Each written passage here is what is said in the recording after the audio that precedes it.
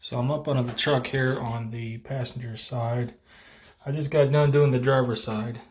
Uh, Took my channel locks there and grabbed that little tab, kind of pulled it and yanked it, kind of moved it, got it out the way.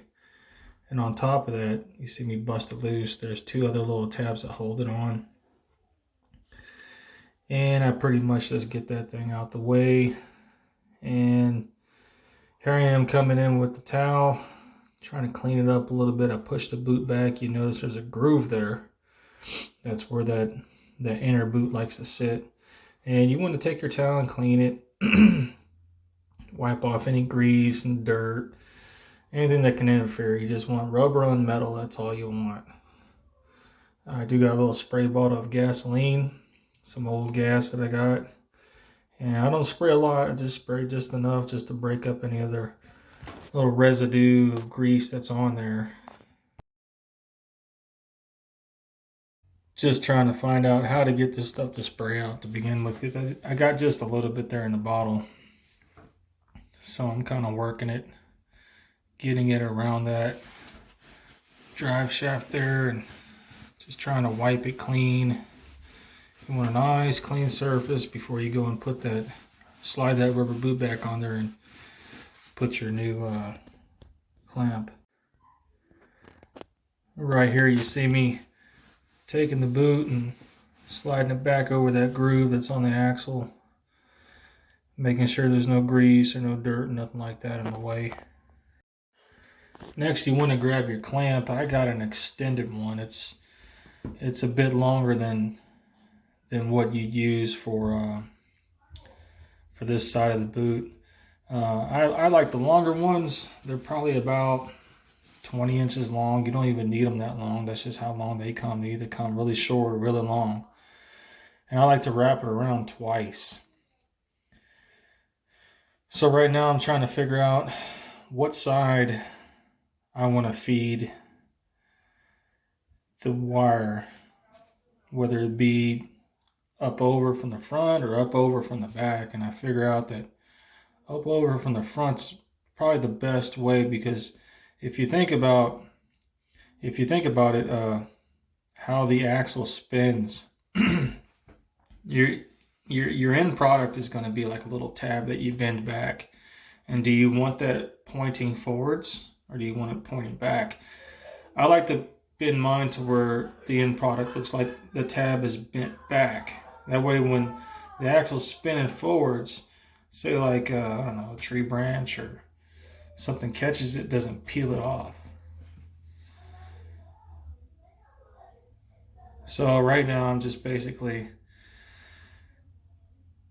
getting it in position to start the tightening process. Now you want to angle it in a way that once you're done tightening it, you can put a 90-degree bend on it before you cut it. Because if you don't and you cut it, it's just going to unwound. So right now I've got my clamp tool, and you can pick these up on Amazon.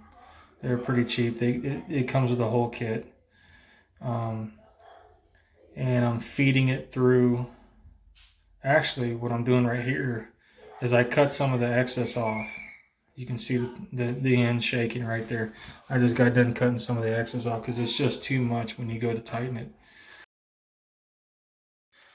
So here we go. I got my clamp tool in my left hand and I'm feeding it through the 3 separate slots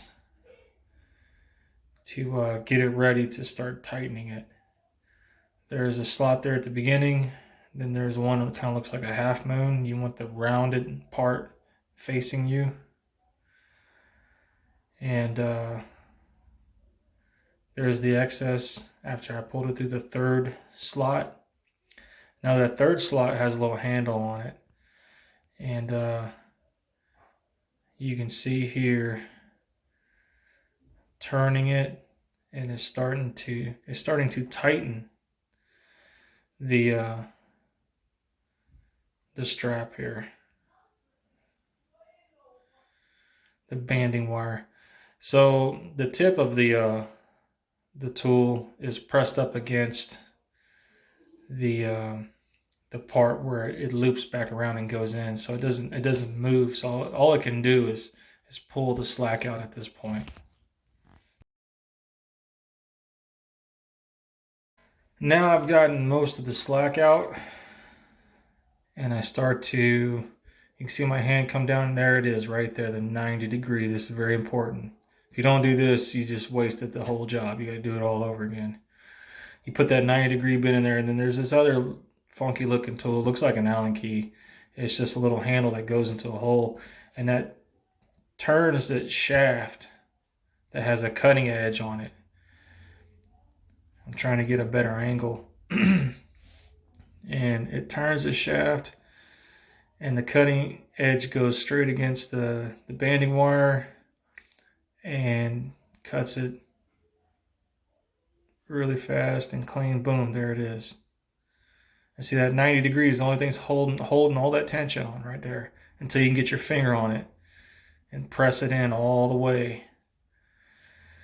And then there's two little tabs that you got to bend over it. But before I do that, I grab some channel locks and open them up just about all the way, a second to last. And I take that bend that was a 90, now it's a whole 180. And I just kind of squash it down, making sure not to damage the boot. Give it a nice pinch once and then twice, just to make sure that, you know, it's pressed down, you know, kind of like how you fold a piece of paper in half. You use your fingernail and you know, you want it nice and tight. You don't want it coming undone. And then I'm getting my flat blade screwdriver here, mostly all common tools for this job, and you just press the tabs down. Then I go back with the channel locks again, and I grab a hold of those tabs and squash them down nice and tight so they're not hanging, nothing could snag it, nothing like that. And we're pretty much done. So you have a slot right here, and then you have this half circle that makes a slot underneath it. Then here in this handle, there's a slot. You want to line up all the slots. And once you get the band wrapped around the boot like I did, you put it through this slot, and then the second slot, see that? The second slot is your cutter. Whenever you get it tight, you'll use this to tighten it and cut. It's like a half moon. The circular part you want facing you. So once you get it around your boot, stick it in the first slot, second slot. That third one sometimes is kind of hard, but you get it in there. You want to get at least that much bite. If it's too short, it'll slip out. That's why I suggest you get the big long one so you can cut off the excess like I did. Then once you get it in there, you start tightening. And then when it's tight enough, take this other tool here and you use it to cut. But you don't want to do that until you've at least bent it 90 degrees from being tight. So you make it tight, bend it 90 degrees, then cut it. That way when you cut it, it won't unravel. It has a 90 degree turn holding on. Then after that, you've seen the rest of the video where you just squeeze it down with the channel locks and push those tabs over and you're good. So this was a really easy job. It took about 15 minutes once I knew what I was doing. And it could be pretty easy for you. It's basically common tools.